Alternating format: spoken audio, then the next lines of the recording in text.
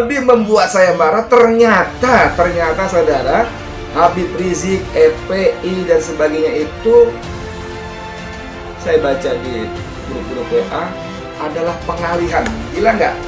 Saya nggak setuju dengan pendapat itu bahwa itu pengalihan itu tadi saya tidak setuju.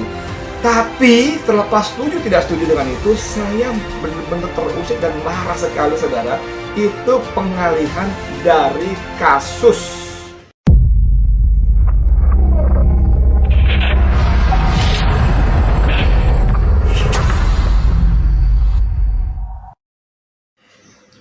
Assalamualaikum warahmatullahi wabarakatuh. Saudara sekalian, dengan saya Edi Mulyadi. Saudara, kemarin Senin 21 Desember saya diundang oleh Haji Munarman, Sekretaris Umum Front Pembela Islam, melalui WA-nya dikirim oleh Ustaz Selamat Marif, Ketua Persaudaraan Alumni 212. Undangannya intinya saya diminta hadir mendampingi keluarga korban 6 laskar yang ditembak mati oleh polisi terkait peristiwa di kilometer 50 tol Jakarta Cikampek. Di situ dipaparkan, saya benar-benar miris, benar-benar kemanusiaan saya bukan cuma tersentuh tapi marah. Bagaimana keluarga korban memaparkan siksaan-siksaan yang dialami oleh keluarganya sebelum akhirnya ditembak mati, yang sebagian besar tembakan-tembakan di sebelah kiri dekat jantung, ada tangan, ada kulit punggung melepuh, ada kemaluan yang terbakar dan bengkak dan sebagainya. Tidak berselang lama, sore atau siang mungkin makan kita bubar, kita kira jam 12. Wartawan seperti biasa dari awal sudah berkumpul banyak, dan sorenya foto-foto korban, Masya Allah luar biasa, beredar di media media-sosial, di grup-grup WA. Mengerikan sekali, dadanya dari sini sampai perut di bawah ada bekas jahitan.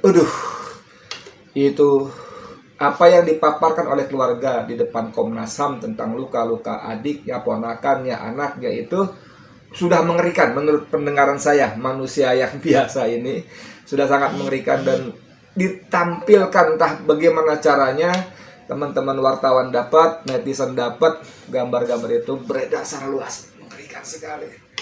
Pada titik ini saya mengatakan pada siapa saja orang yang pro kepada TNI Polri, monggo silakan, itu sikap kalian, silakan. Saya tidak bisa memaksa agar kalian ikut mengecam tindakan brutal polisi, silakan, itu masing-masing. Tapi menurut saya saudara, sebagai manusia kita layak marah. Bagaimana seorang anak manusia, bahkan 6 nyawa manusia dibantai begitu rupa. Bahkan banyak peraturan, banyak undang-undang, perkap segala macam Kapolri bahwa tembakan polisi itu hanya melumpuhkan bukan mematikan, dan itu luar biasa dasarnya. Tapi saudara, saya tidak ingin bicara pagi ini, di video ini tidak ingin bicara soal korban laskar 6 orang itu. Karena saya tiba-tiba menemukan sesuatu yang lebih membuat saya marah. Ternyata saudara, Habib Rizik, FPI dan sebagainya itu saya baca di grup-grup WA adalah pengalihan. Gila nggak? Saya nggak setuju dengan pendapat itu bahwa itu pengalihan itu tadi saya tidak setuju. Tapi terlepas setuju tidak setuju dengan itu, saya benar-benar terusik dan marah sekali saudara. Itu pengalihan dari kasus korupsi di negeri ini. Yang terbaru korupsinya Menteri Sosial dari Partai Demokrasi Indonesia Perjuangan PDIP. Bansos, angkanya gila. Awalnya KPK menyebut Rp10.000 per paket dari harga paket Rp300.000. Kemudian berkembang lagi, saya mendengar dari kanan kiri, ban belakang, atas bawah, nilainya Rp42.000 per paket dari Rp300.000 harganya. Dan ternyata perkembangan terakhir menyebutkan angkanya mencapai 50%, 150.000. Dan liputan utama, laporan utama Tempo menyebutkan itu menuju kandang banteng, saudara. Kandang banteng. Dari korupsi saja kita sudah marah, saudara. Ya kan, marah sekali. Ini uang rakyat yang harusnya untuk rakyat dicolong oleh pejabat, kita marah. Apalagi ketika kita tahu bahwa asal-usul uang bansos ini adalah uang utang. Uang yang menjadi dagangan pemerintah Jokowi ke luar negeri, baik bilateral maupun multilateral, baik dengan lembaga-lembaga keuangan dunia maupun dengan bilateral sesama negara sahabat katanya, untuk cari utangan recehan dengan dalih untuk menangani COVID. Jadi ini uang utang, saudara, ya, rakyat, teman-teman saya, rakyat saya, saudara-saudara saya, teman-teman saya, betul-betul. Ini uang kita, uang yang boleh ngutang, yang harus dibayar dengan uang rakyat juga lewat APBN. Tapi dicolong, dirampok, digarong oleh pejabat. Satu, ya. Kedua, uang rakyat ini bukan untuk bangun gedung, bukan untuk bangun sepak bola, bukan bangun apa orang sebut infrastruktur, jembatan, pelabuhan, whatever, bukan. Ini untuk perut rakyat yang terdampak karena COVID-19. Bayangkan nggak? Jatah rakyat kecil, jatah orang miskin, jatah para pengangguran yang putus hubungan kerja karena tempat bekerjanya ditutup, bangkrut karena COVID. Dan itu dicolong oleh pejabat. Dan lebih biadab, mohon maaf, saya tidak menemukan kalimat lain yang lebih sopan.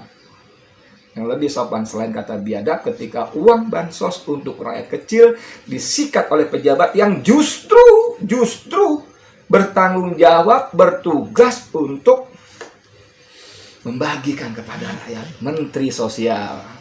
Dan laporan utama majalah Tempo, waduh, dahsyat sekali, saudara. Dahsyat sekali. Aduh, mengerikan sekali. Aduh, ini saya mau bacanya gimana nih? Terlalu bertubi-tubi, ya. Bayangkan, investigasi Tempo.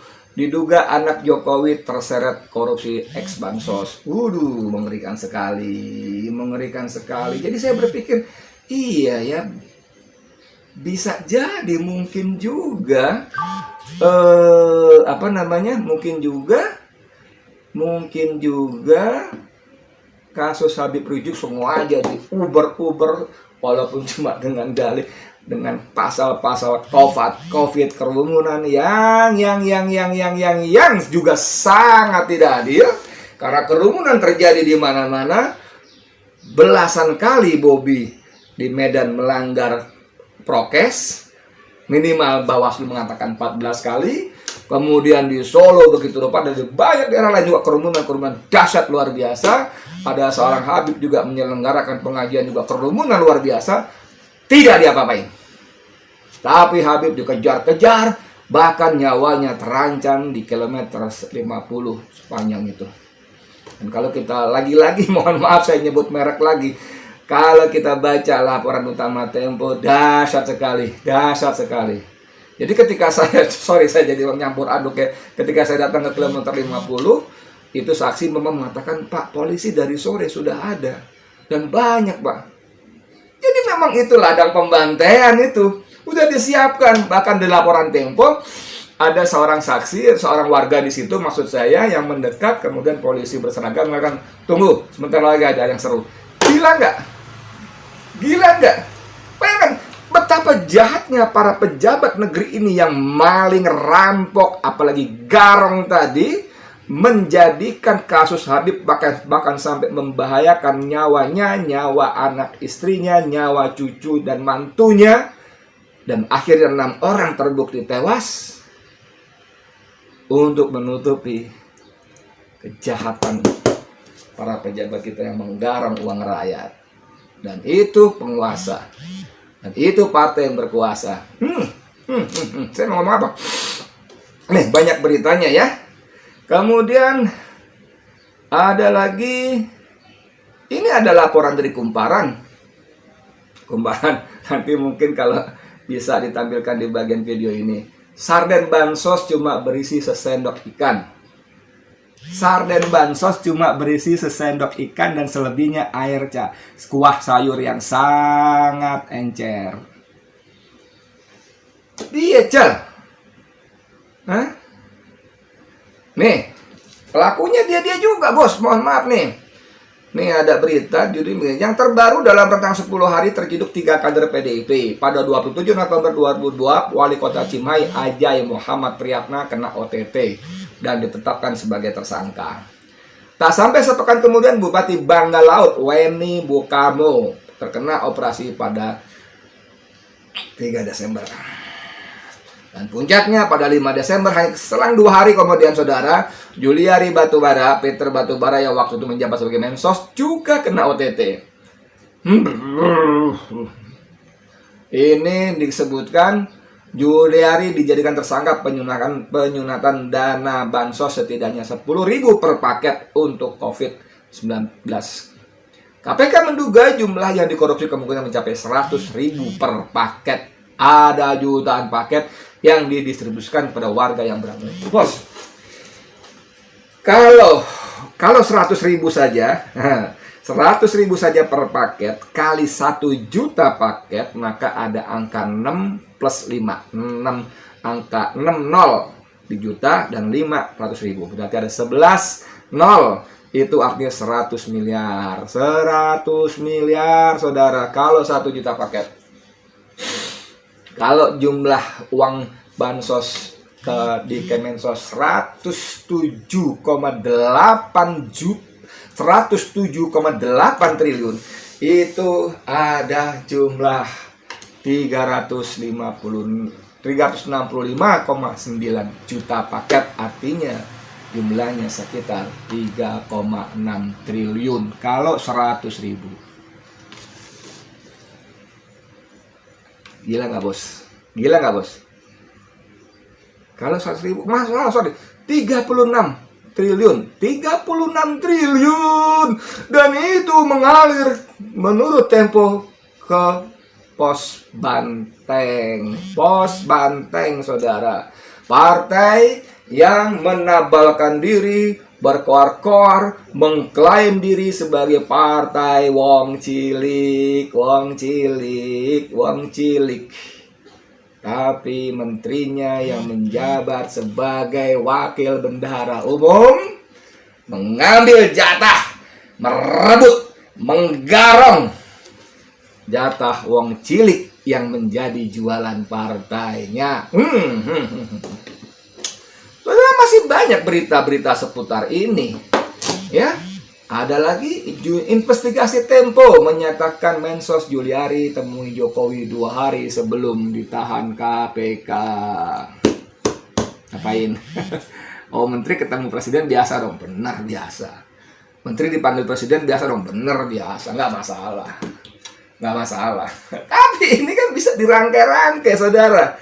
Ya Allah, astagfirullahaladzim, negeri ini kenapa seperti ini? Kenapa Indonesia diberi pemimpin jahat kepada rakyatnya? Ampun. Dan Presiden Jokowi, wah, ada berita nih. Minggu 6 Desember 2020 jam 9.29, judulnya Jokowi akan gigit pelaku korupsi dana bantuan COVID-19.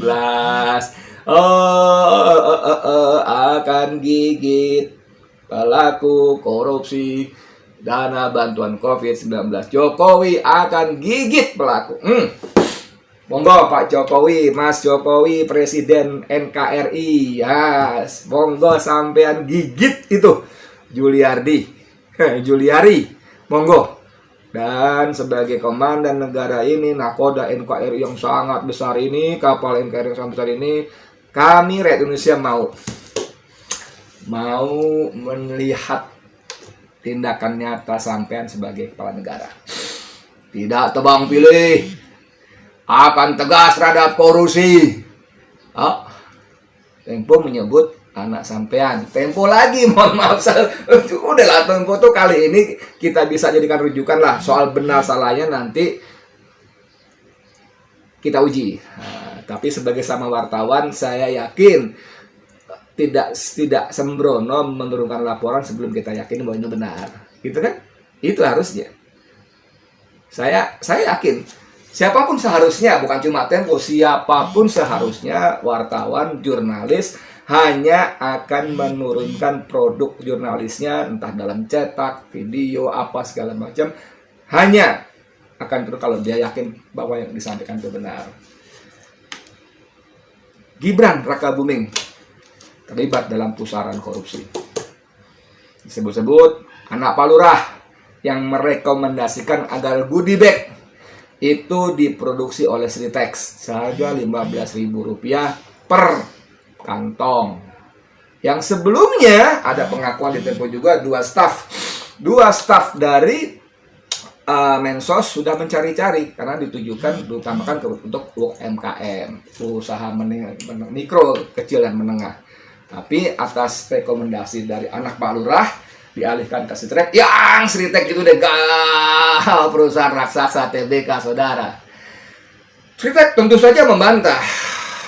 Manajer humasnya kalau nggak salah siapa perempuan itu sudah membantah bahwa perintah order goodie bag datang dari Kemensos. Kami tidak pernah berkomunikasi dengan Gibran. Ya iyalah. Ya iyalah. Om Tempo mengatakan bahwa Gibran merekomendasikan kepada menteri untuk mengambil Sritex. Ya udah, Gibran nggak usah ngomong sama Sritex lah. Gimana sih? Aduh. Tapi yang luar biasa, anak presiden tukang martabak ini, juragan martabak maksud saya, langsung mengatakan silakan dibuktikan, silakan tangkap saya kalau saya terbukti korupsi. Dasar bos. Ditambah lagi, kalau saya mau korupsi kenapa baru sekarang?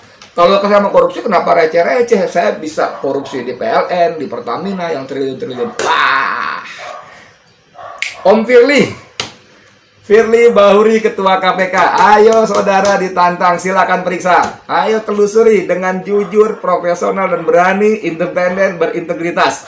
Beranikah KPK mengusut korupsi bansos ini sampai ke anak Pak Lurah, kata Tempo. Duh, udah menantang lah videonya beredar di mana. Aduh, ngomong-ngomong soal video itu, saya terkagum-kagum loh. Kenapa? Karena suaranya mirip banget sama bapaknya. Saya tidak pernah. Silakan dicek saja. Aduh, saya bilang ini anak like father, like son, like son, like father banget. Persis mirip suara.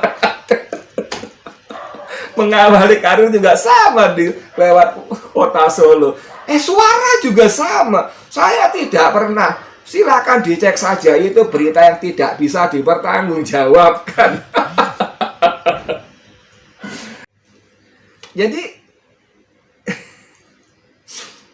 kalau Jokowi pidato gagah perkasa akan menindak korupsi tanpa pandang bulu, sip. Kita sebagai rakyat dukung penuh. Tapi syaratnya saudara, itu nggak cukup cuma lip service saja, retorika saja, gitu kan? Kita tunggu. Akan saya gigit.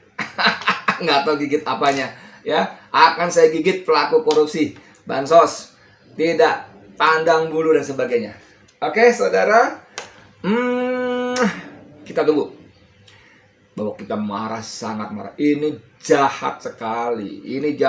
Bayangkan Menteri Sosial yang bertugas untuk menyalurkan bantuan sosial kepada rakyatnya, dan uang itu boleh ngutang yang harus dibayar oleh uang rakyat juga lewat APBN.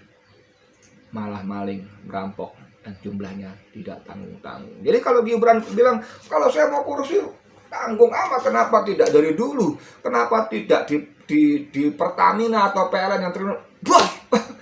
Aduh! Apa sampai ini cuma tukang martabak tapi nggak bisa ngitung dengan baik. Ini korupsi bukan receh-receh. 107,8 triliun uang bansos. Mau ambil berapa? 10.000? 100.000? Waduh, jumlahnya luar biasa. Per 300.000. Kalau 100.000 berarti jumlahnya 30% dari 107,8 triliun. Itu artinya lebih dari 35 triliun jumlahnya. Dahsyat. Kalau 10.000 jumlahnya yang dicuri berarti itu 3,5 triliun lebih jumlahnya. Bukan receh-receh Gibran. Bukan. Kalau 42.000 angkanya berarti sekitar 11 triliun. Waduh, gede. Gede. Ya, oke gitu. KPK, Firly sudah mengatakan koruptor dana bansos akan dihukum mati. Jangan cari-cari pasal begini, begitu, begono, begini sehingga tuntutan hukumannya jauh lebih rendah daripada yang Anda ucapkan sebelumnya dengan gagah berani di depan DPR ketika Anda rakar. Gitu dulu deh. Sekian dari saya, Edi Mulyadi. Assalamualaikum warahmatullahi wabarakatuh.